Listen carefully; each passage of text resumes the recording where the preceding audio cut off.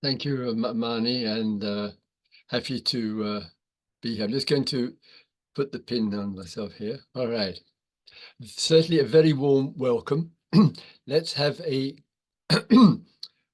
quiet minute together, and then we'll get the session underway.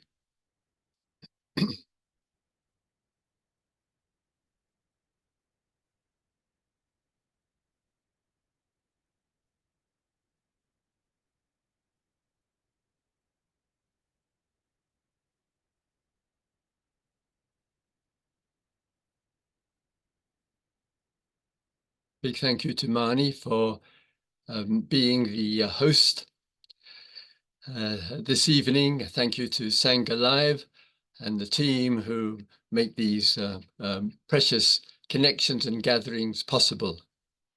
We have a theme for the evening, the happiness of emptiness.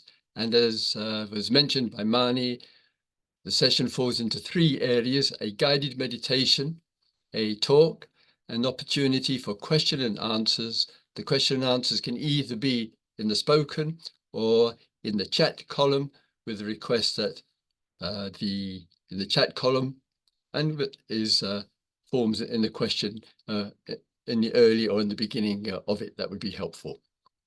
So just a couple of minutes on the theme to make it quietly clear here that the understanding of emptiness has no tone whatsoever of anything marginally negative about it.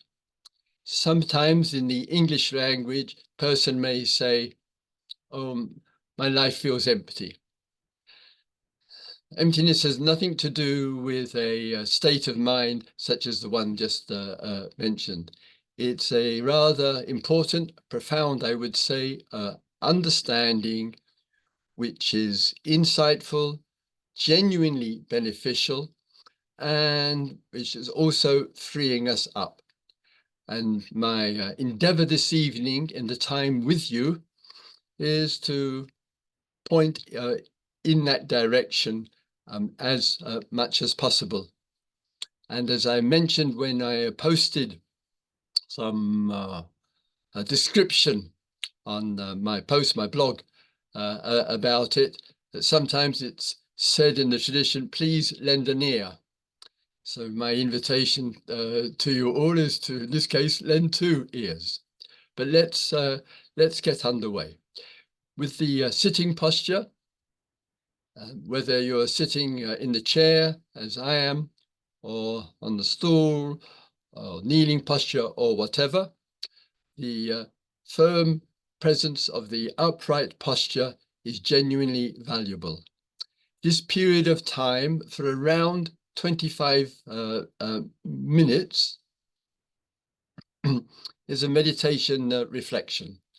And first part will be more meditative, and then some reflection on the theme. So firstly, let's get the posture well established. And a small reminder here as well that this sitting posture, such a common posture, ours every day, is worthy of our presence, our interest, and our attention. Whether you are sitting on the bus going to work or on the underground, you're sitting in your car, you are sitting at your desk, you are sitting at the kitchen table. If you can remember your welfare and benefit, calm and clarity, get the posture straight right from the very beginning. It will be a real support for you. So we're sitting straight back, sitting rather tall. You can have your eyes open or closed as you wish. I'm going to close my eyes, and we'll have this meditation period together.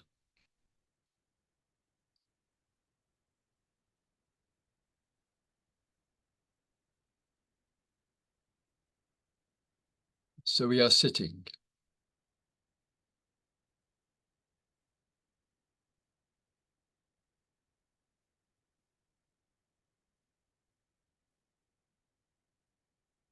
We are experiencing the fact of sitting.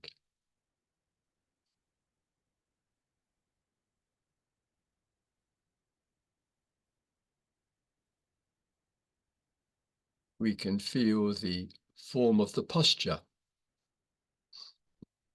straight back, the shape of the legs, perhaps the hips move forward a little bit, so little expansion in the diaphragm and stomach area.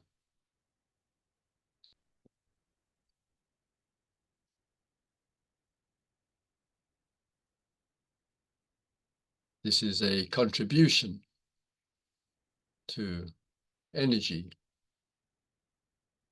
to being alert, to being present.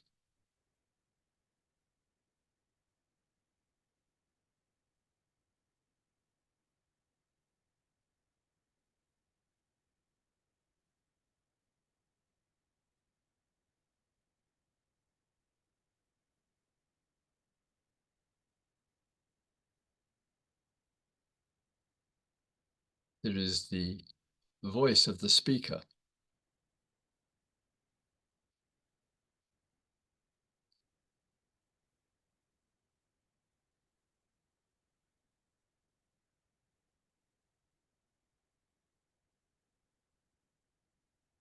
There is the silence.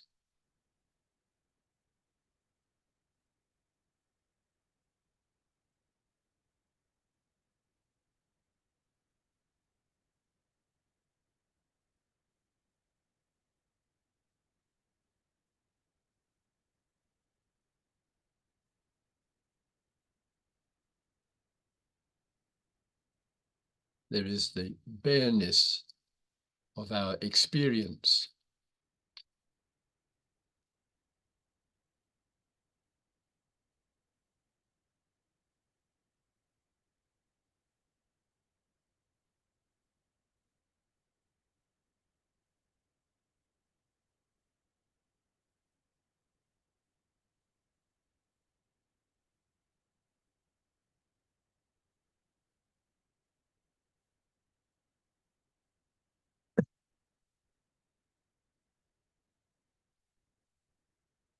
There is the bareness of our existence.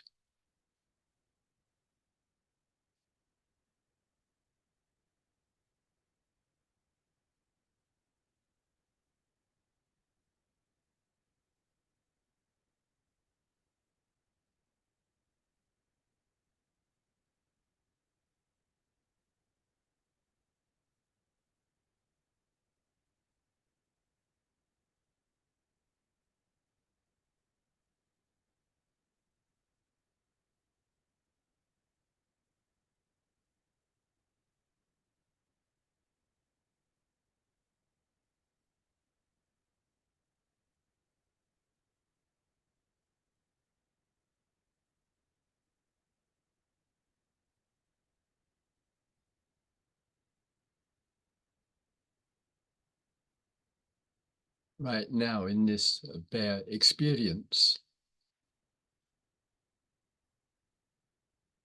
it is empty right now of our variety of roles in daily life.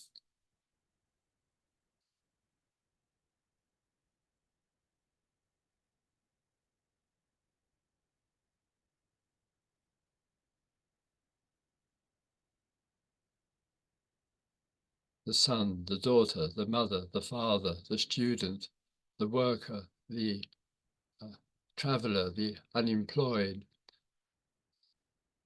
the friend, the associate, the employer, the employee.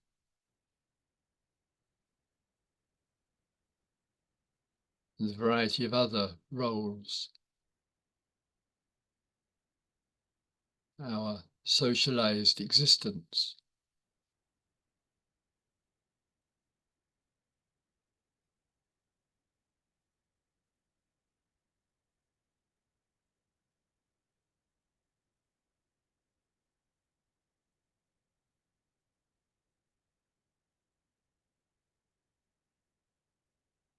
This bare experience has none of that. It is empty of all of that.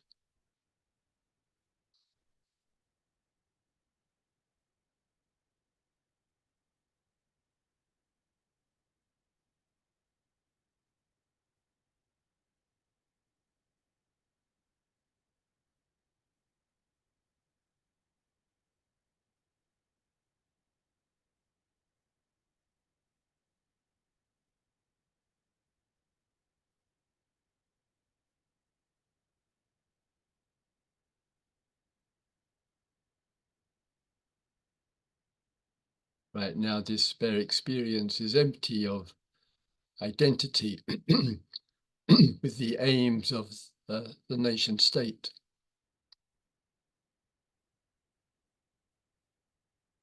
empty of concern about being male, female, or other.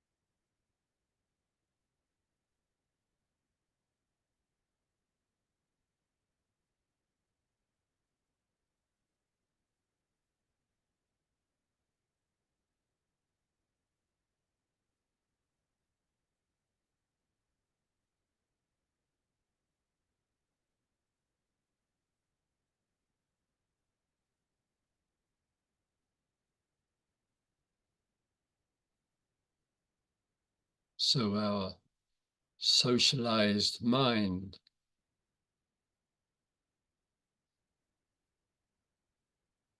is rather absent, irrelevant.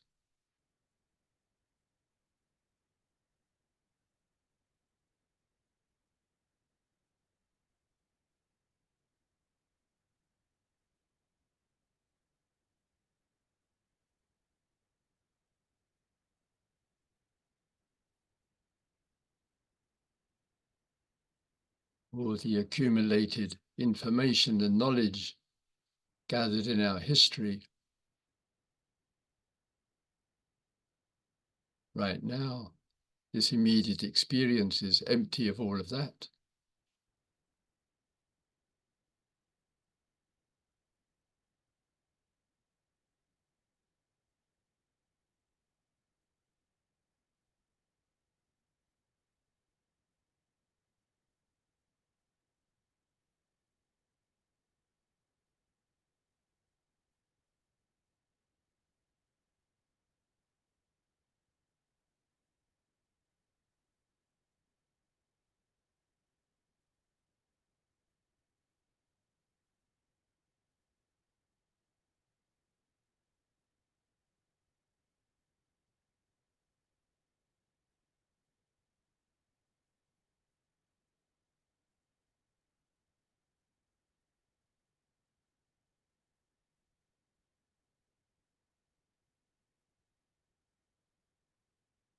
Right now, there is the bareness,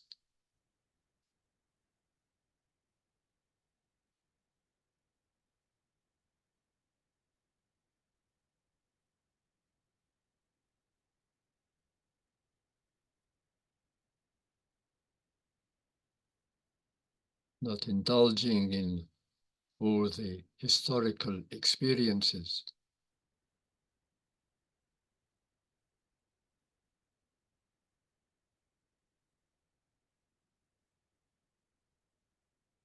not indulging in all the stories.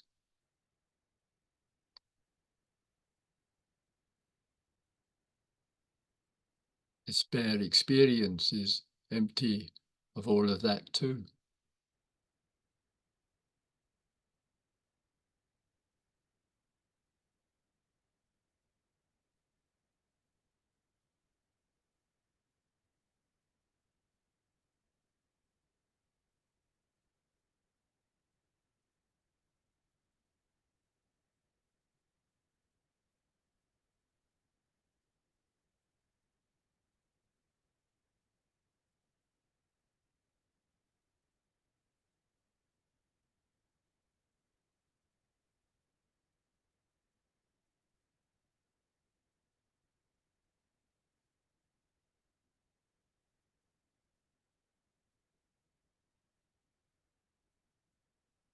There is the emptiness of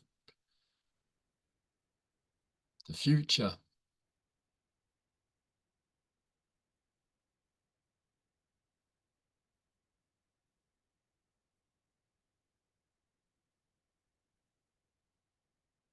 All the fears, hopes, plans, daydreams, projections, visions.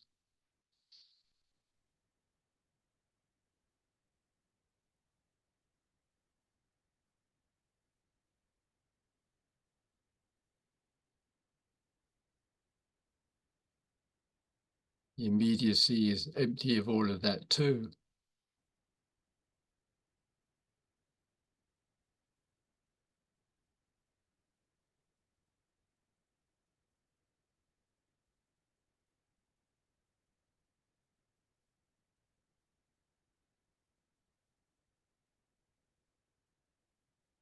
So in this bareness of it all, there is the bareness of the seeing, of the hearing, of the smelling, the tasting and touching, of the sensations, of the feeling, of the mindfulness, of the meditation.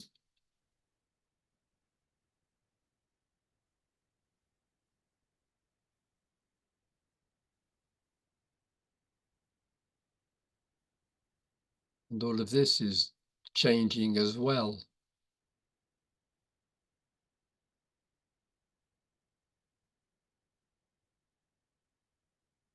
There's nothing substantial and permanent about it.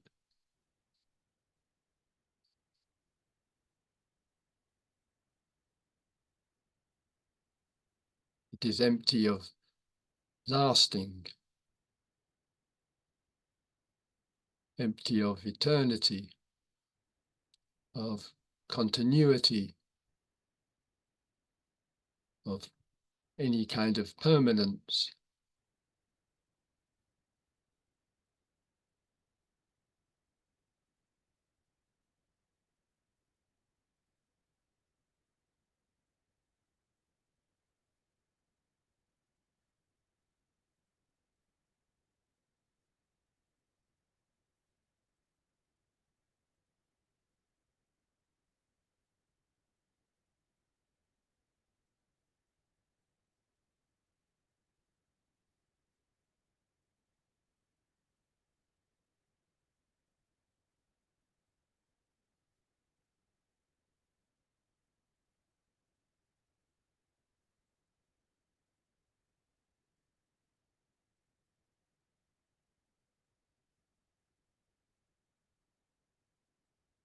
Would such meditation and reflections in our daily life free us up?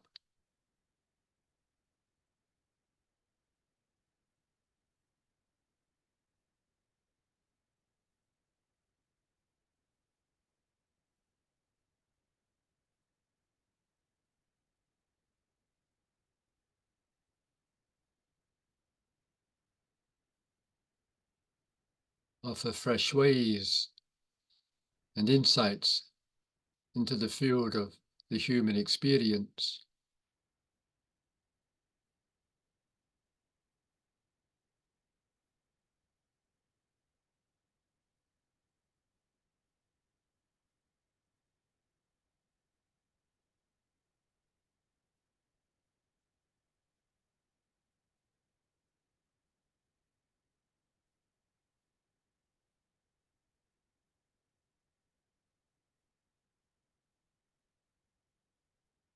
Is there a deep happiness to be found in non-clinging to the present presentations, the past presentations, the future presentations?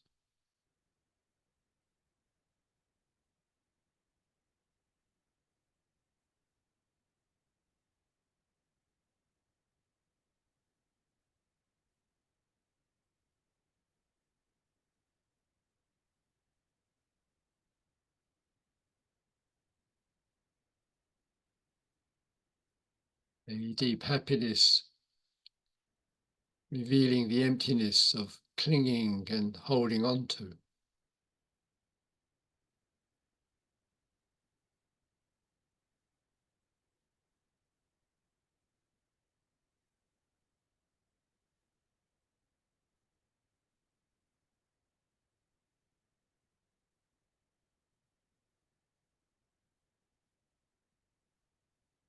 Remaining minute together.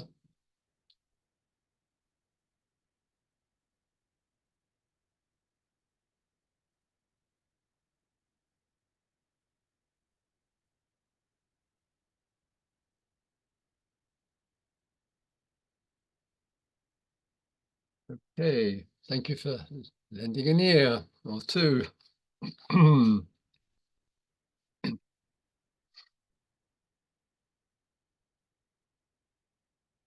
So I'll talk to you for a little while on the theme, and then some Q&A after.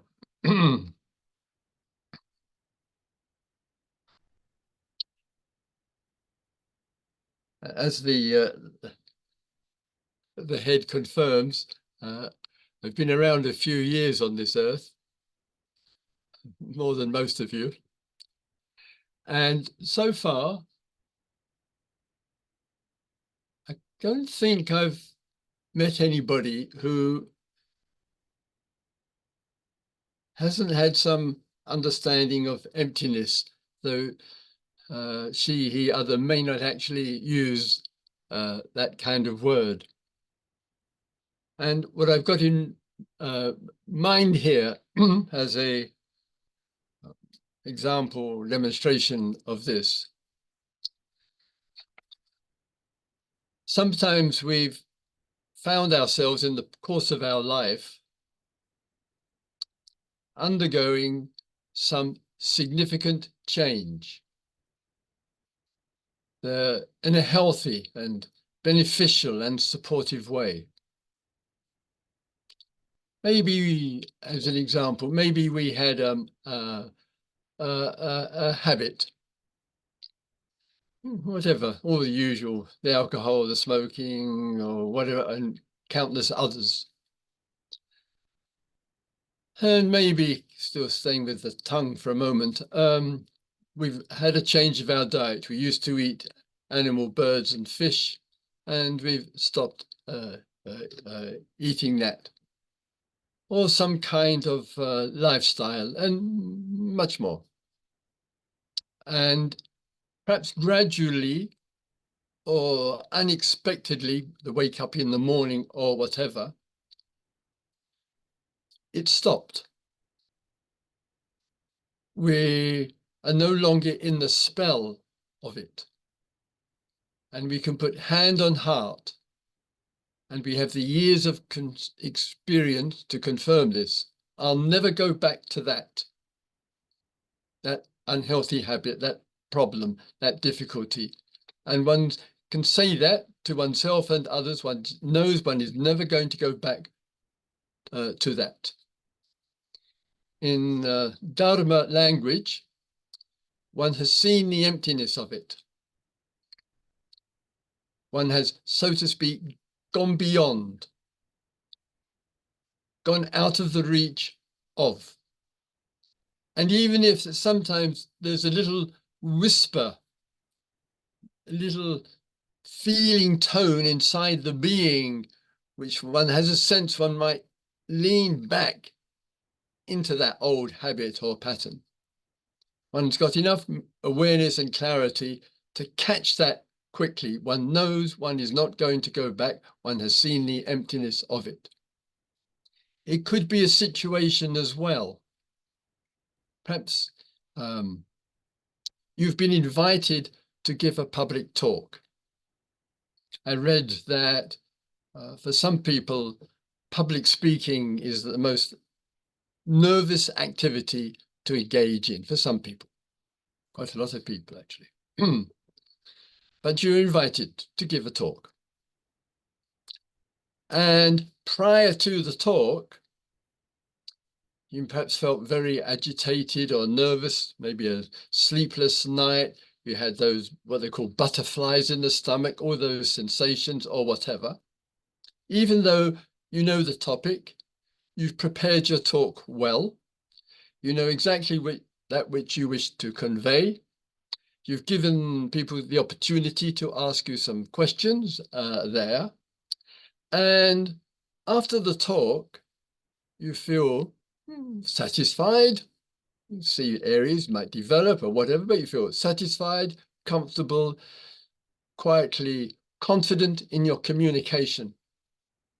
And you've looked and you think, what the hell was all the fuss about beforehand? All that nervousness and sensations and butterflies in the stomach and will I be liked and will people approve of it, whatever. And you think, what was that about? You've just seen the emptiness of it. So I just use those a couple of examples in life where the seeing of the emptiness is not that far away. We do have experiences of it. And sometimes the seeing of emptiness is in one of the areas is specifically around manifestations, projections of self, of ego in some way or other. And part of the exploration here is to explore that,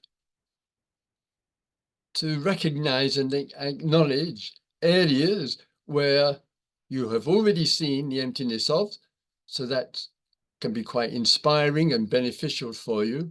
But also, and equally, there may be areas in the life where there is a real wish to see the emptiness of. And the seeing the emptiness of, a key feature, when this is understood in a non-intellectual way, a key feature of it is it takes the suffering out of the issue.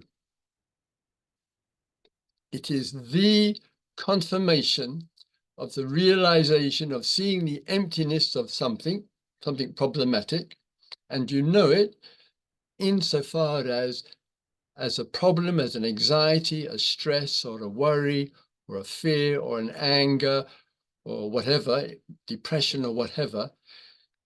To see the emptiness of it is the seeing through it, which has taken the problem out of the situation. That might require, of course, the kind support and good counsel of a friend or a professional, shall we say, or whoever, in which helps us to see the emptiness of. So human beings have a natural, I would say, authentic, genuine interest to see emptiness, because in seeing the emptiness of problematic situations, it's freeing us up. It is releasing happiness. And we do need to remember, as mentioned already, times and experiences and understanding, especially the understanding where you know you've seen the emptiness of, you've moved on from. But one might think, oh, does it end there? Is it all about seeing the emptiness of ego? There are situations in life as well where not only dealing with problematic life, as mentioned as well, but actually looking at life mindfully with reflection to understand the problematic aspect of self. And I haven't got in mind here the self of the human, which is obviously worth looking at, but of any so-called thing. So right now, as I sit in front of you, I've got a watch. I asked my daughter, darling, why did you have a watch? And she said, I don't need it. She said, what's the point? I don't need it. I've got a mobile phone. Watches are single functional. I have a single function. She said, I like multifunctional things. Okay. Father likes his watch, and my mum gave this to me on my 60th birthday, which is pretty well a couple of decades ago now. Coming back to the watch for the moment. The watch appears, it seems like, to have a self-existence. It is a watch. And then the human being, the self, like I just said, it's my watch. When we look at the watch, it appears to the eyes like a thing, but it ain't. How could it be? If it was a thing of itself, it couldn't possibly change because it's got a thingness to it. It doesn't have it. We can't find it. It doesn't have it's not self-existent. And this is the human problem. It doesn't take much to take it apart. You take the cap off, you take the hands off, you take the bits and pieces off, etc., etc.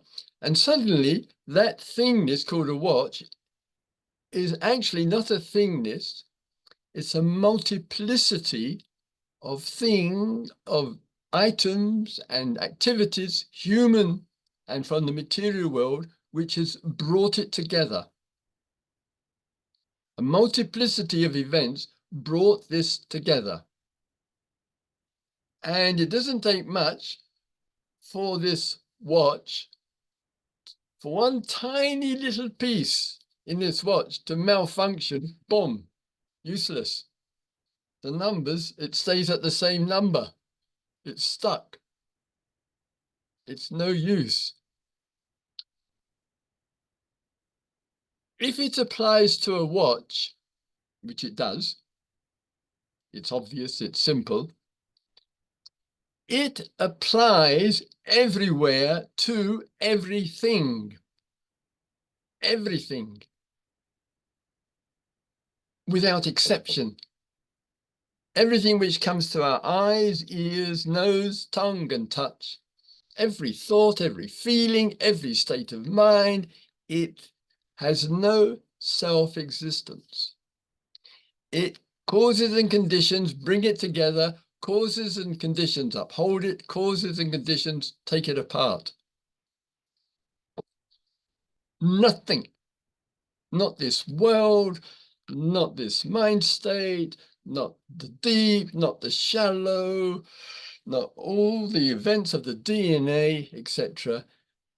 All of it requires support. All of it is empty of its own existence.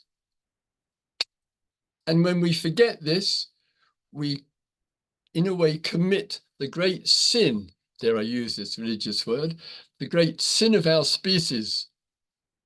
We forget, we think this has its own existence. None of us do. Nobody. It's such a phenomena. And when we forget and we hold on to, oh, my watch, it broke. Oh, my watch, I lost it.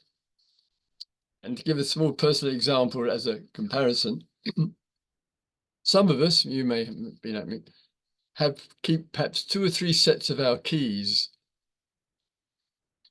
We might be teaching mindfulness, but we're not 100% sure that we will always be mindful, even with our keys. And this happened to me the other day. Could I find my keys? Could I? Anywhere. And so I got out the second set. Got 3 sets. I got out the second set. And so the thought arose, where the hell is a more polite word? Where are the keys, etc. And a week later, which is this morning, I put my hand in this large bag of bird seed, and with my cup, to put the bird seed into the cup to go and feed the birds. You know, I love birds. My name Titmuss actually is from Titmouse. It's the name of a bird. And I put the hand in with the cup there. And what did I pick out? A set of keys. How did the keys end up in a bag of seed? It wasn't planned. I didn't organize it. It wasn't intentional there. And it kind of made me realize in these unexpected situations, I haven't got an explanation. And I see the emptiness of my ideas about how a set of keys ended up in a big bag of birdseed. This is life. It's full of emptiness, full of things I cannot explain. And in a way, I mean, I was giggling to myself. And the first thought I had, I was going to text 2 or 3 of my friends who I told I'm searching around the house in every corner for my keys. And sometimes out of the emptiness, means no mind, no explanation, no organization, no planning. Sometimes out of the emptiness, nothing rational, nothing reasonable, totally unexpected and beautiful. Out of the emptiness comes an extraordinary happiness. Some of the best things of life, the most beautiful things of life, could not possibly be planned. Be careful with your socialized mind. Be careful with all your identification with your roles. Be careful with trying to organize and plan your existence. You might miss out on it. You might miss out on it.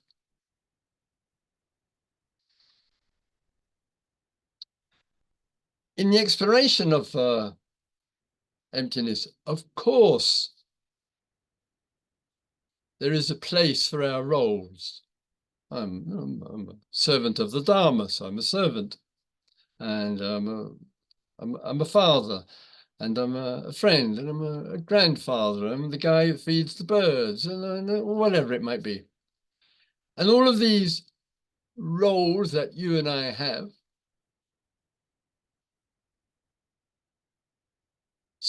please, if as much as possible, regard them as a presentation in a particular environment, in a particular time. Please be mindful. You don't invest too much self in it. If you do, that problem, that role, that identity will generate confusion and suffering. Not because of the role, not because the person has left you, not because your mother won't talk to you, not because your boss has fired you, not because it didn't work out or whatever. It's human enough. We've just placed into it so much thought, substance, in Dharma language, selfness, put so much selfness into it that we find ourselves imprisoned to it to such a degree that when that self role is not functioning as I want it to be, we have stress, we have anguish, we have frustration. And Dharma teachings and their exploration there is recognize the presentations, see it has a social usefulness, it has a relevance there, but not at the expense of your happiness, not at the expense of your peace of mind. So even in this small, modest role of being a servant,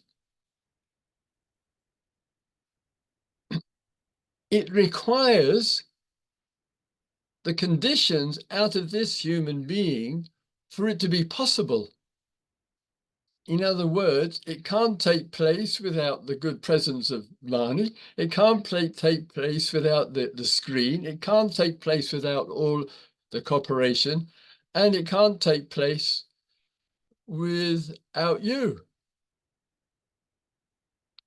The one who is, quote unquote, teaching needs those with ears to hear. So the idea, it's all about me, is mythology.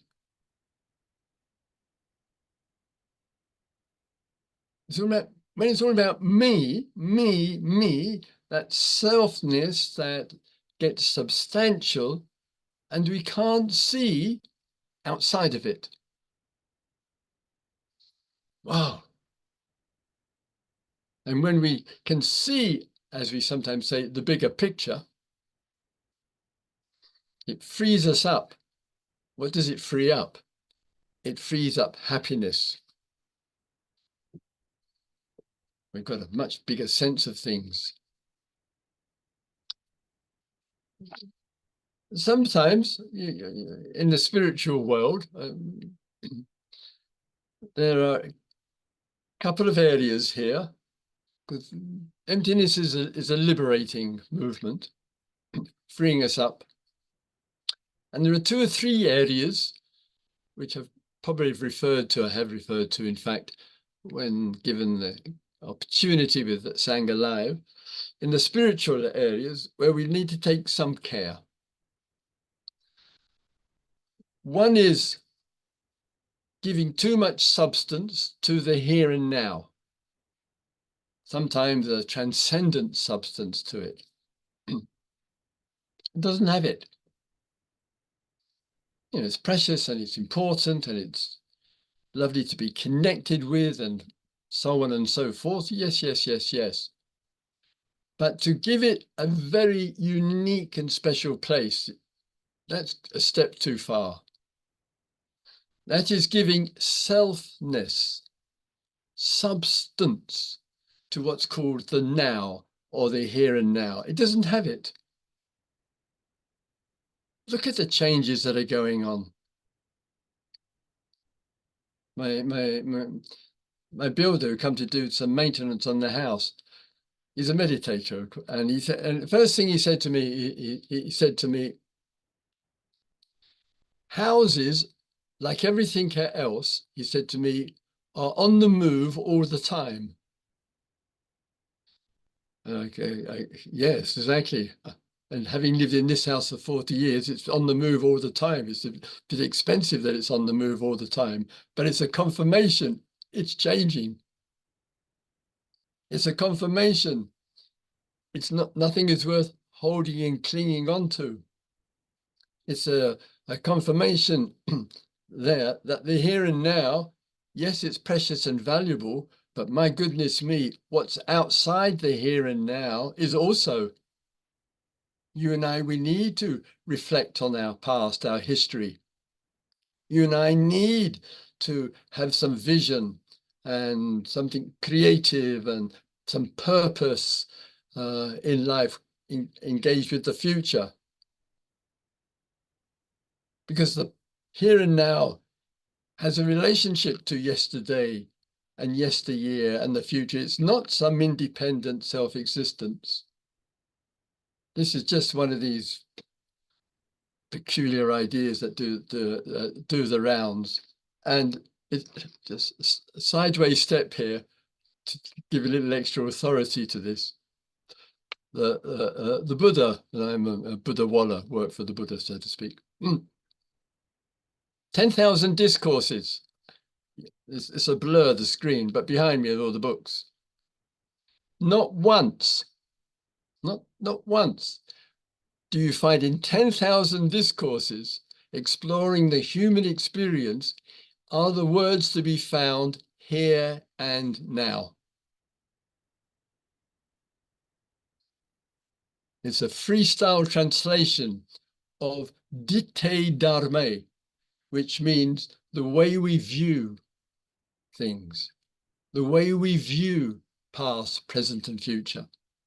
And so if we don't hold to one, called the present moment, shall we say, it can free the being up. In the exploration, too, we hear the words, I use them, so including here and now and being present, of course. And sometimes in the exploration there, to help appreciate the freeing up of emptiness, we will speak of self-love, self-help, what else? Self-interest, self-compassion, etc. And they genuinely can be useful language to use. And in our kind of Dharma world and spiritual world and psychology world and mindfulness world and those kind of circles that many of us move in, they have a usefulness, a language usefulness, which, as it were, like mindfulness, points somewhere.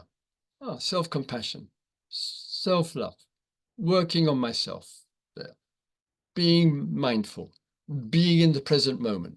It has a usefulness. But supposing we start investing too much in the usefulness, too much, what's going to happen? What's going to happen? We're not getting in touch, we're getting out of touch. Too much self-compassion, too much emphasis is going to contribute to us being forgetful of what compassion is deeply about. Too much working on ourselves will generate blind spots.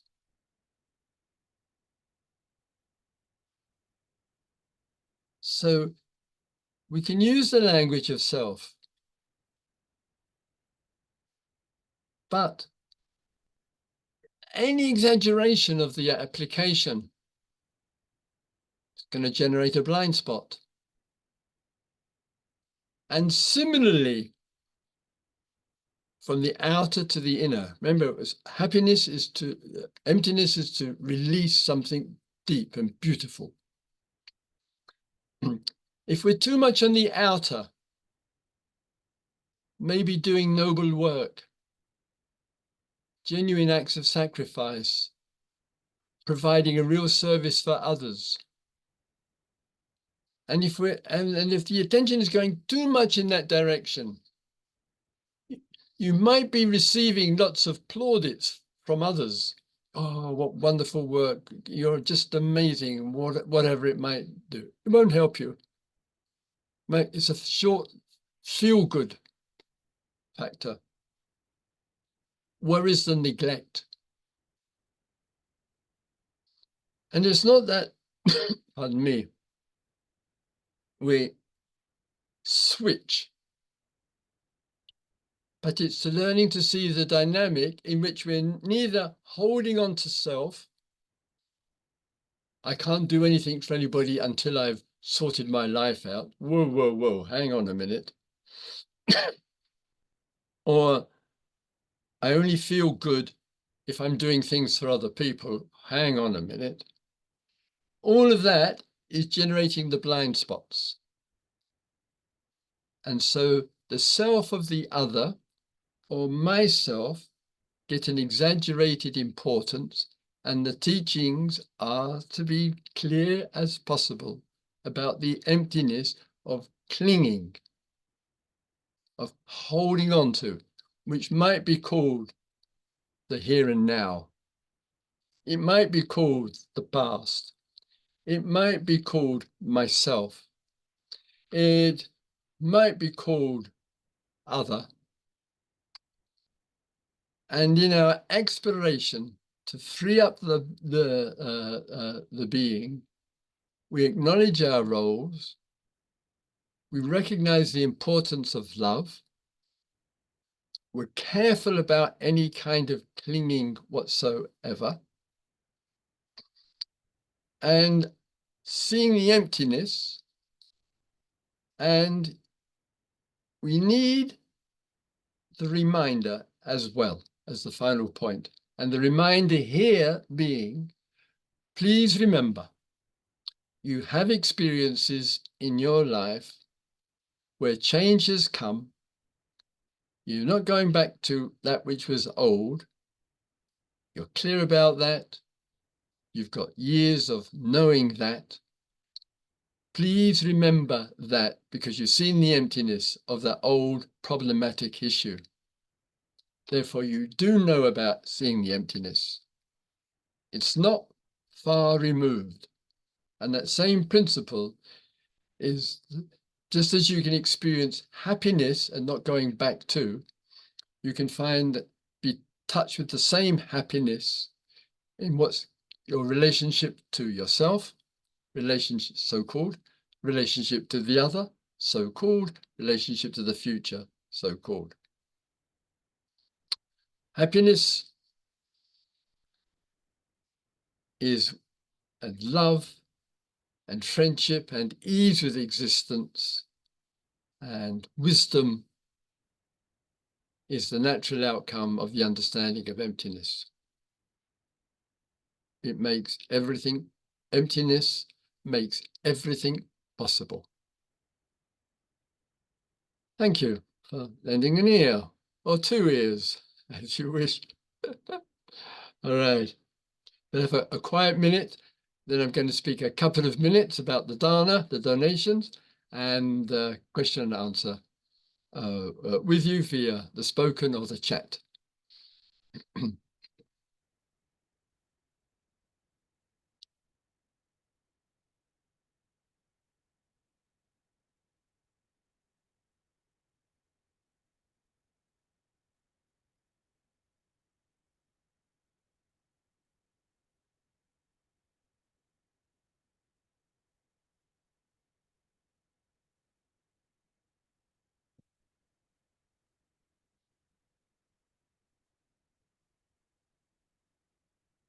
Right, a bit on the donations.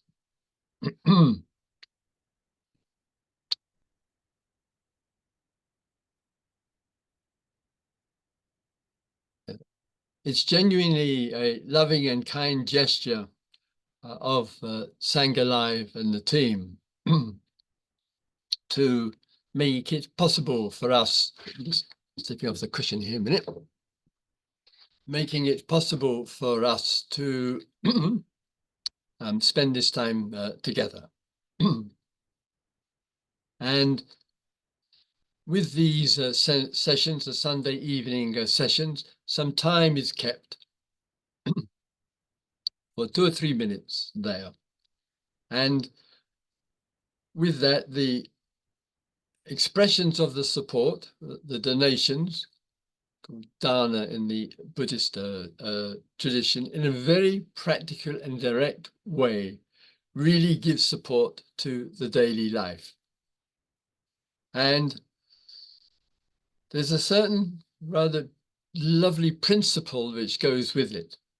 And that is that which both the team and myself receive there is used mindfully, respectfully, carefully to support the basic necessities of the daily life: food, shelter, home, whatever, clothing, etc., medicine if it's required. So the teachings in touch with bare existence, in the giving of support, enables us to use your kindness and your kind gifts to pay for all the running costs in the daily life. And having been living primarily this way since 1970, which some of you won't remember, that in the spirit of that, from my years as a Buddhist monk in the 70s and the follow on from that, there's something quite precious about this mutual understanding with this tradition. And one of the important aspects of this is that it allows anybody to come, and it has no relevance to their background or their income or whatever. People can come and give if you wish or not. And to take my own personal case here, with the donations come in, right above my head here is my granddaughter. And she's been living with me since she was 14, she's 17. So she would definitely be very appreciative for the donations that come to her grandfather, because so that she could get some pocket money or whatever it might be. The various gifts that and kindnesses that come. I had the builder come the other day. Really sweet, good man. And some lovely conversations, and so I was able to give him a little bit more than what he asked for there. And the thought regularly arises, well, people have donated me some money. I'm in the privileged position there, and then I can give a little extra money to the worker there. Another money for the school that I started in India, and so on and so forth. And sometimes I just feel I'm a conduit. It comes from the Sangha. I receive it and I pass it on, plus all the daily needs as well. And there's something around this lovely tradition of a certain kind of trust, working in this way. People have said to me many times in centres, and some of you have been to centres, there where the staff are on a very modest stipend, and similarly the support which comes for the team here. There's something about us as human beings that when we kind of offer something there, and we're not saying in the usual conventional world, oh, this is the payment for services or whatever, such as this evening. There's something lovely when human beings just share and give and trust and receive. It's a lovely way of connecting and communicating there. And it's important to keep this tradition alive. And of course, there's also the practical as well there, and that also takes place. There's a registration or a fee and the payment there. And this helps to pay many of the bills and all the time that's gone into it.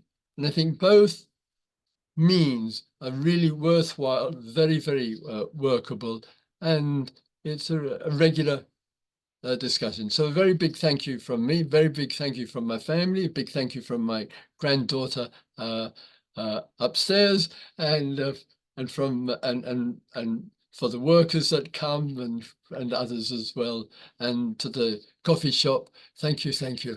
All right. Okay, so we've got some question and answers here. Well, we've got some questions, whether it be some answers, that might be something else, but I'll do my best. So so I asked Miney to give me a reminder with these, and I see there's Tammy there with a question, so I'll try and move back and forwards in the half hour between both. Yes, Tammy, what would you like to touch on? Hi, Christopher. It's good to see you. Yeah, and you too. I was thinking about the happiness aspect of, of emptiness, and absolutely recognize it. Particularly came back from traveling now. It's very tangible then. Yes. But also there's the aspects of sadness. You know, I've really been looking at it, being an Israeli and feeling my lessening connections to a lot of people and to a lot of experiences and statements. There's a deep sadness, but it is recognizing emptiness that brings rise to it. Sort of my identity and my changing self and the willingness to let go of some attachments, a lot of that. But I was wondering what your thoughts were about the kind of the balancing and the connection between those feelings. Right. And how to not ingest self into the sadness as well, so it doesn't become. It's an important point, and though of course the theme this evening is on happiness of emptiness. Yeah. The response of sadness is a healthy, natural, and important response for human beings to touch upon sadness. So there's a situation, as you just gave an example on. I don't need to be an Israeli or a Palestinian or Lebanese or whatever. Yeah. I only need to be human and to acknowledge my humanity and to acknowledge the humanity of others and their empathy for those who are suffering in this situation. And that will bring about easily the feeling of sadness. And the feeling of sadness, the sensation of it often is physical, is to be quietly calm with, to be respectful to the feeling. If we invest too much in that feeling of sadness, it will then be under the influence of other habits. Those habits could be anger. The tendency towards getting depressed, towards grief, towards frustration. So it's quietly important to us to recognize the sadness arises because the causes and conditions were there for it to arise. It is a healthy response. These are not the teachings which are trying to get rid of the feeling of sadness. And that feeling of the touch with the sadness, recognizing it, it is in fact one expression of love, to stay quietly steady with that, in the quiet movement of it, what can I do? What can I say? What can I write? And therefore, something purposeful comes out of the sadness.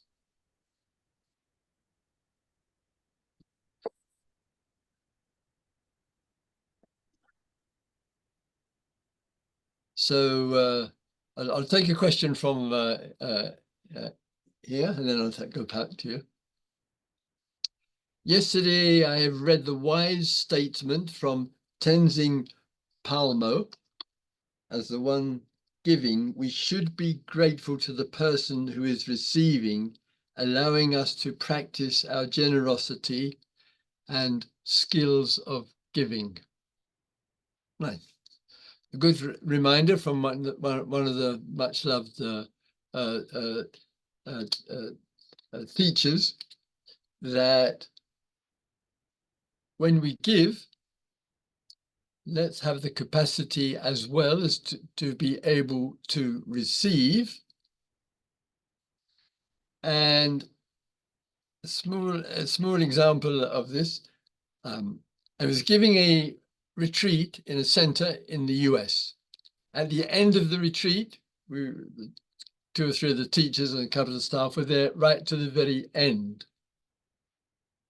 And somebody had dropped a dollar bill. I think it was like a $50 bill. So one of the good staff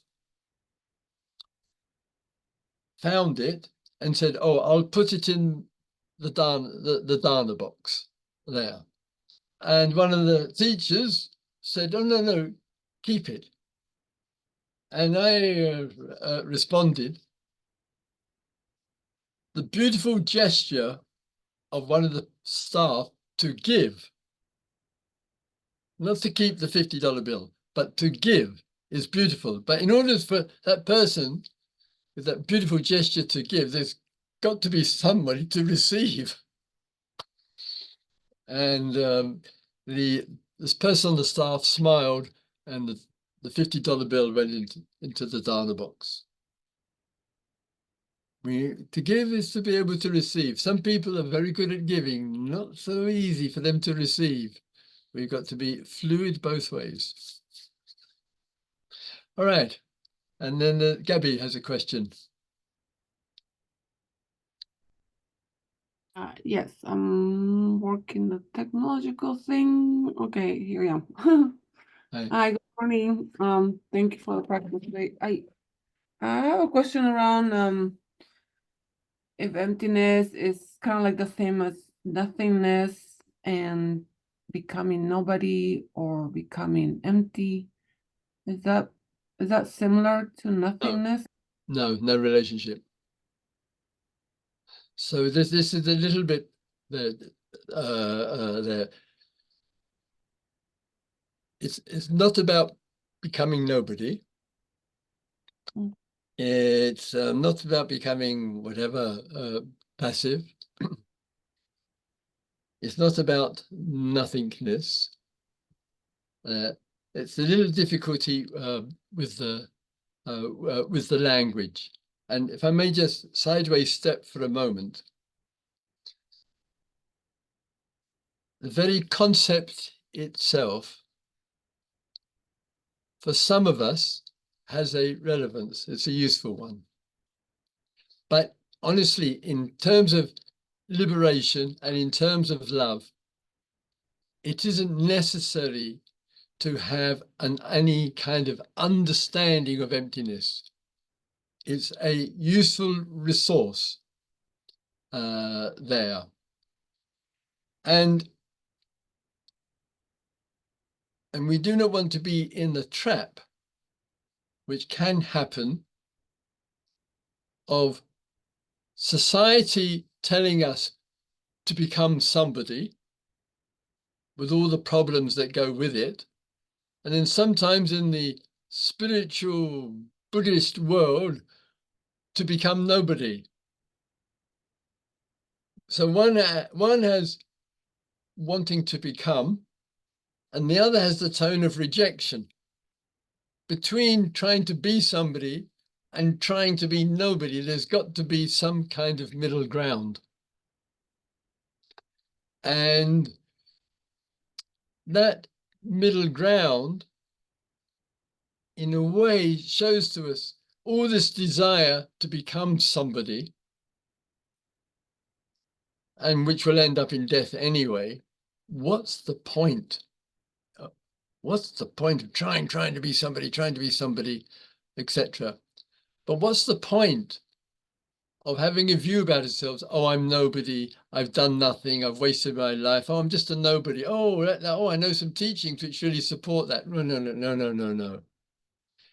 We're here to look in a different way, in which the understanding is not about being somebody or being a nobody. And to find, not easy with the language, to find a middle way between these two kind of views, which are very, very common. Very common. Every time the self-critic comes in and we are putting ourselves down, in a way we're calling ourselves a nobody. Every time the self comes in and we're building ourselves up and trying to show that we're better off than others, we're superior to others, we're more clever than others, we're more successful than others. Whoa. These are great problems for our species.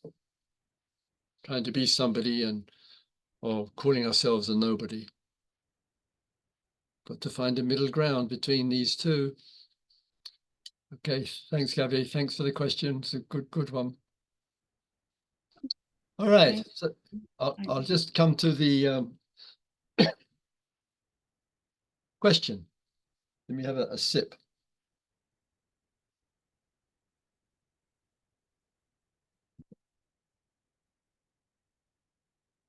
Sometimes seeing the emptiness of things, quotation marks, like social structures and norms, for example, have an effect of change in one's life, not just stopping doing something to perhaps doing something else which affirms that new understanding. How that is becoming new form of self.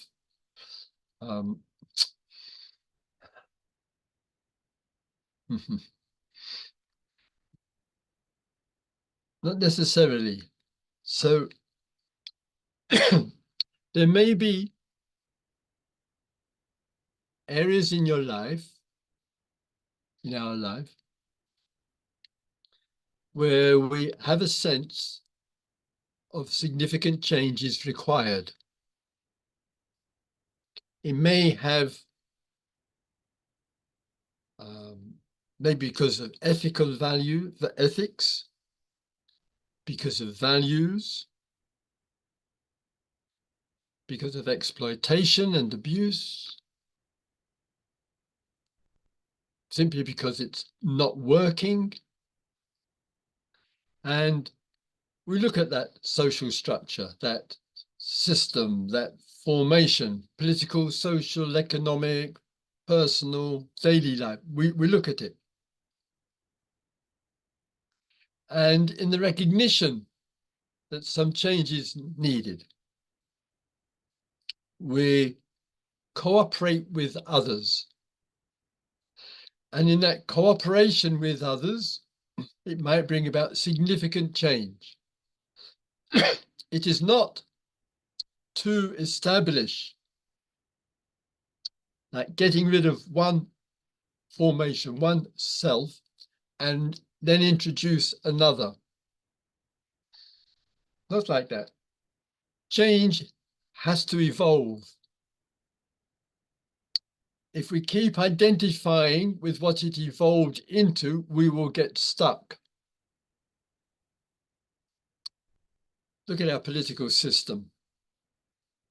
Look at the religions of the world. Look at the repetition of the same language. Look at the problems that it generates. So exploration is not creating a new fixed self. Exploration is ongoing. It's regularly exploring, changing, evolving, adapting, and it's moving because there is no thing. There is no thing called the house. There is no thing called the job. There is no thing called the self. It's all in process. And it's up to us to understand all this is in process and for us to explore that being in process.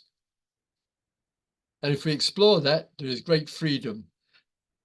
If we explore that, we won't get stuck. If we explore that, there's a lot of love and happiness because we're living true to the fact that there is this unfolding dynamic process which is going on, and it's going on all the time. Don't cling to anywhere, to anything. That's the change. And without it, if we stay stuck, we are sunk. As a species and as a collective and as an individual.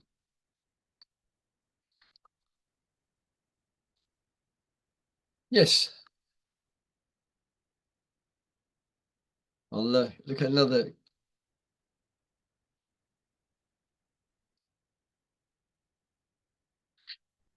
Person says, I guess mid-ground is simply being. appreciate the response, but it's a poor guess. Don't mind me saying so. It's not about simply being. It's in the spiritual world, this sense of being is, well, everything is just being. It's not. There's human being, you know, and there's being aware and being alive and much, much more. The vulnerability is it can easily lead to a kind of passive response.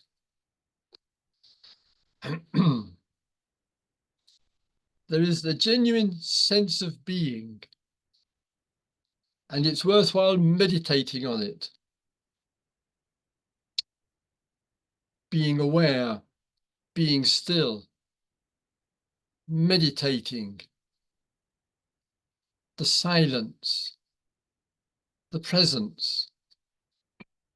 All of this is a really worthy contribution.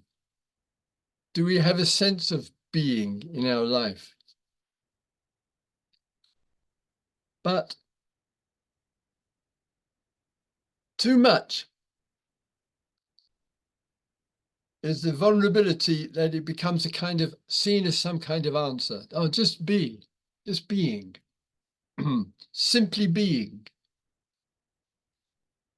But there's the dynamic of life. There's the exploration of life. There's the engagement. And therefore, doing and being have a worthy place together. Sometimes it leans too much in the spiritual world on the being side. And therefore it gets a selfness to it. But life is dynamic as well. And let's really explore these two. It will bring the best out of us. Right. Any passive hands around? All right, I'll go to another point here.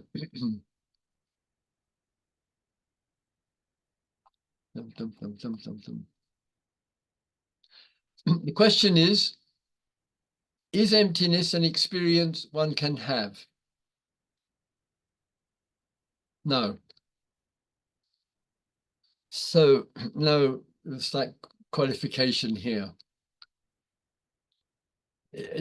These things are genuinely not easier. Such seems it's easier for the speaker to speak about than for those of you who have to endure the listening. And what I mean by that is there are experiences. You and I, in the course of our existence, have had multiple experiences. The greater the understanding we have, the less suffering and the more contentment and calmness and clarity, happiness, love, joy, whatever. And in these unfolding experiences that take place, to repeat the mantra of the evening, none of them have a permanent existence. They arise, they stay for a while, they pass. Sometimes some experiences do stick around a long time. A person with an arthritic condition, a person with long COVID, a person experiencing a trauma. These things can be really genuinely problematic, cancer, problematic for many decades there. There is this fluctuation in the fields of experiences. And sometimes we look to the experiences to try to confirm emptiness.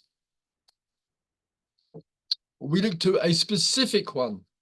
We want something to come out of our experience which confirms emptiness. It's the wrong way round. Emptiness makes all these experiences possible. Emptiness of experience is confirmed by the fact that it comes, it stays for a while, and it passes. It's got no substance to it. And that exploration, emptiness, keeps confirming this. That's the extraordinary thing. It makes all this possible. This is what we are living with. Finally, all right, pounds, palm of the hand that is there. Yes, yes, Saki, yes. So, thank you, Christopher.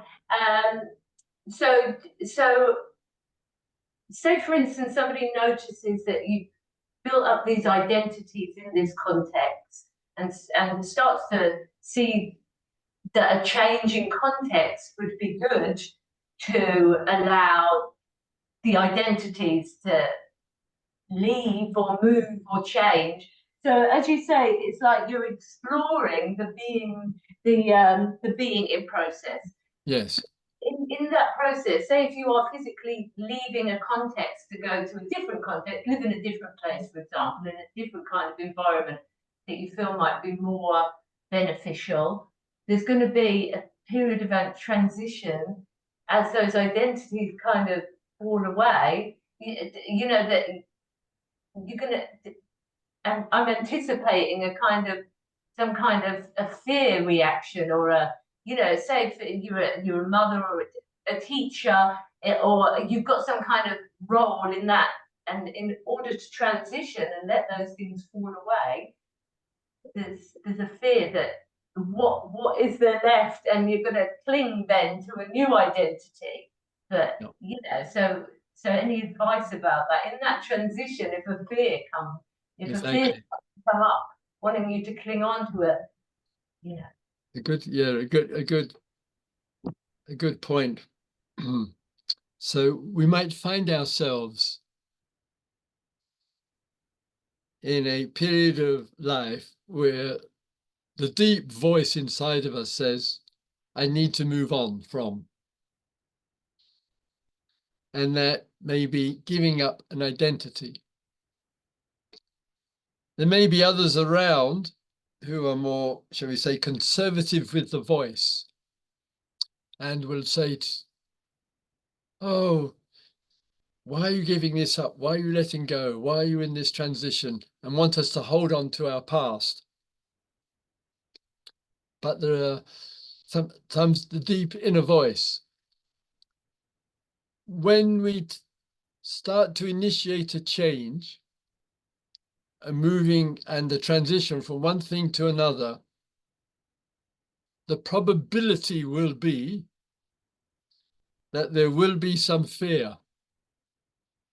The fear might be, have I gone mad? The fear might be, nobody will understand me. Fear might be, what the hell do I think I'm doing, etc.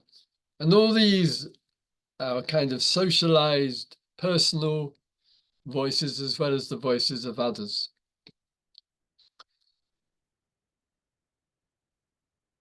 If the deep sense is there is a genuine value, it's genuinely got an ethic to it, it's not in order to become exploitive or greedy or selfish or whatever. It is a contribution not only to oneself, but to society in different ways. Simple, go for it.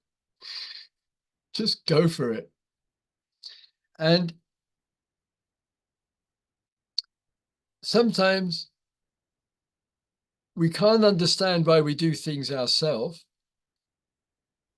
now, but there's just some sense that has the potential to be liberating, potential to open up a new door.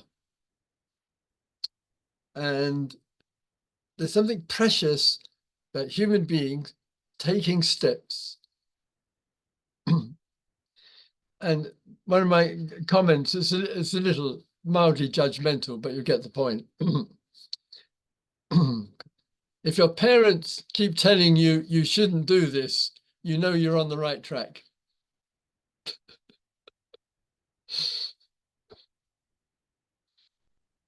Even despite parents who may wish the best for us, but may not understand that our willingness to take risks is something precious in life. Actually, in the interconnectedness of things is a confirmation can be of love for the parents, can be a confirmation of their love for oneself, or it can be a confirmation of their absence of it. People take steps. Life is an adventure. Don't waste it.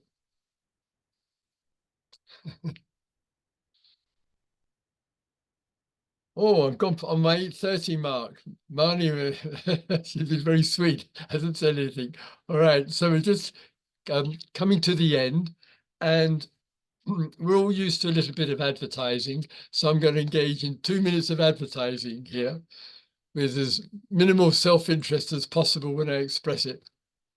So Sangha Live very kindly, very sweetly has, I've got the notes here, invited me to give some sessions on our relationship to dying and death, not only including ourselves, but others as well. And so there are, let me have a look, the themes, let me just have a look here for a moment. And the themes here, then I'm going to, when does it start? It starts on the 28th of January, the 4th of February, 11th of February, and the 18th of February.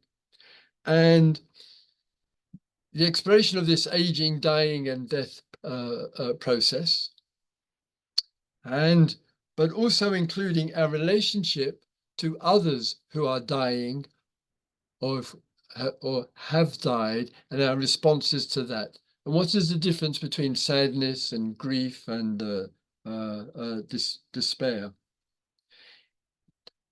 Are there other ways of looking at our relationship to birth, aging, pain, and death, which we do not feel to be a prisoner to the process of dying and death? And all of that would be part of the exploration over these 4 sessions. You're very, very welcome. And on the Sangha Live website, there's plenty of information. Do you think that's enough, Marnie? All good? All right, thank you. Thank you. Thank you very much for reminding me and giving the time. Let's have the quiet minute just to bring to a close, shall we? Thank you.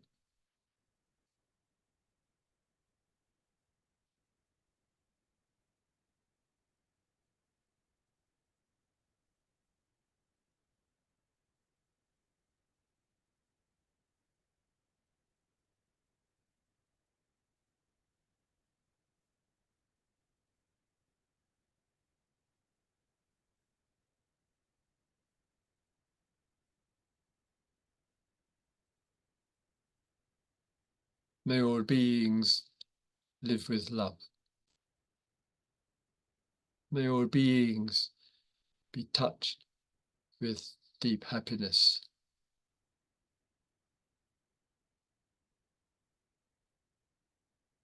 May all beings understand the processes of life and be free from any clinging anywhere.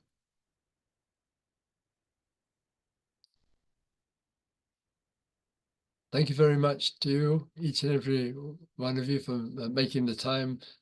Lots of love to you all. Bye for now.